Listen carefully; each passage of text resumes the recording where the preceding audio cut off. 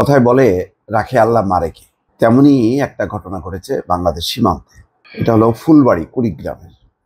সেখানে বাংলাদেশি ভেবে এক ভারতীয়কে গুলি করে মেরেছে বিএসএফ।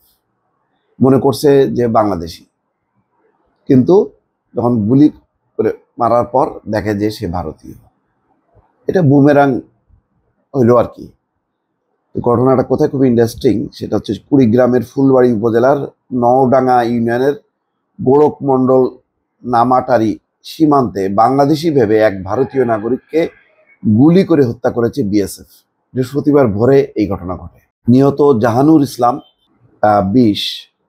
তিনি ভারতীয় নাগরিক, যদিও মুসলিম কিন্তু ভারতীয় নাগরিক। মানে কিন্তু টার্গেট করা হয়েছিল বাংলাদেশি নাগরিক মনে করে এবং গুলি চালাইছিল সেই কথা ভেবে।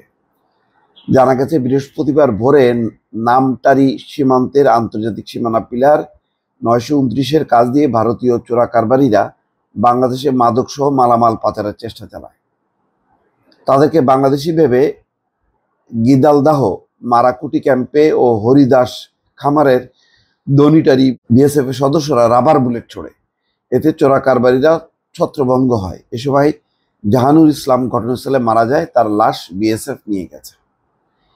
তো ওরা তো মনে করছে যে চোরা কারবারি মানেই হচ্ছে বাংলাদেশি। এখন যে ভারতীয়রাও যে চোরা কারবারি দলের সদস্য, তারা বাংলাদেশে মাদক নিয়ে আসে, আর বাংলাদেশিরা ওখানে যায় যে গরু নিয়ে আসে, অনেক রকম পণ্য নিয়ে আসে যার যার সুবিধা অনুযায়ী।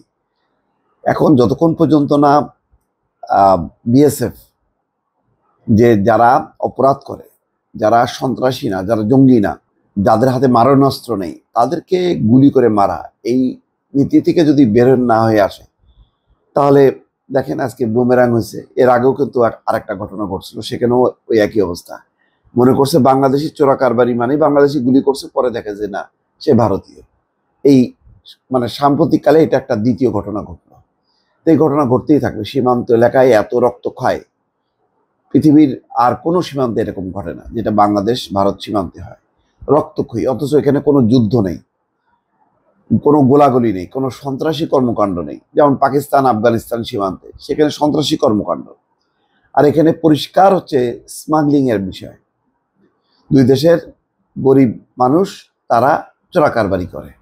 তো চোরা কারবারিরই তো শাস্তি আছে। চোরা কারবারির তো সর্বোচ্চ শাস্তি মৃত্যুদণ্ড না, তার যাবজ্জীবন হইতে পারে বা বিভিন্ন মেয়াদের দণ্ড হইতে পারে। কিন্তু বিএসএফ তো বিচারের আগেই গুলি করে মেরে ফেলতেছে।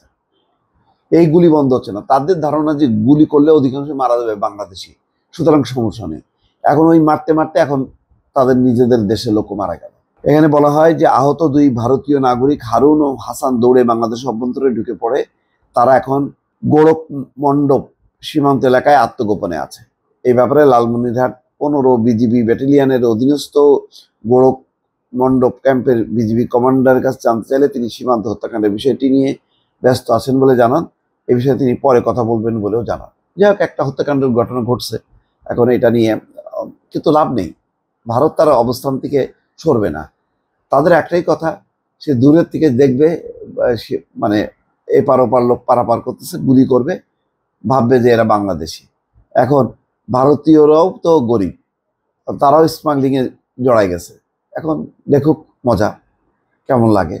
কারোর মৃত্যুই কাম্য না, কিন্তু কষ্ট লাগে এই যে তারা মানে বাংলাদেশিদেরকে উদ্দেশ্য করে নির্বিচারে গুলি করে। তাদেরকে আটক করতে পারে, ফাঁকা আওয়াজ দিয়ে তাদেরকে ছত্রভঙ্গ করতে পারে, কিন্তু সরাসরি গুলি করে। এই অবস্থান থেকে একটা মানে সমুচিত একটা যদি শিক্ষা না দেয়া যায় তাদেরকে, তারা এর থেকে নিবৃত্ত হবে না। দর্শক ভালো থাকবেন, আল্লাহ হাফেজ।